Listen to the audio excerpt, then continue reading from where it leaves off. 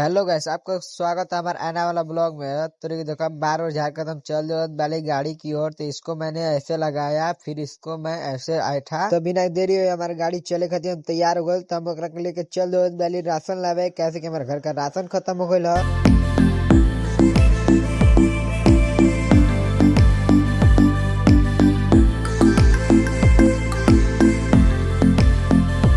एक साल में 5 के फॉलोअर कंप्लीट करे चल बड़ी 365 दिन पर 27वां ब्लॉग। तो हम दुकान पे लेके बाद लगली है फटाक फटाक एकदम राशन लेवे। तो भैया भी हमारा राशन एकदम तौल उल के रेडी कर दे बना बिना देरी के लिए। तो हमने चल दे बनी मैच खेले, वो बिना बैठ कर गेंदा रही तो कहीं से बैठ आ जी, अगर तुम मिलिए जाए कहीं तो हमने के चल दे बने यही देखा हमारे भाई भाई को मुस्कियात वाला सुन देख ला जाता नहीं रहू के। तो बैठ ना रहा तो थोड़ा देर तो पंचायती चलल बा, का करबे बैठ ना रही तो चलबे ना करी। तब बैठ अते तुरंत हो लगला मैच। तो हमारा रहल बैटिंग, तो देखा जाए हमारा कभी बैटिंग मिलल ना, वैसे हम खड़ा भली। आज के वीडियो कैसा लगला, लाइक कमेंट शेयर करिए, हमरा का फॉलो कर लिए, तो सब्सक्राइब करल मत भूलिए।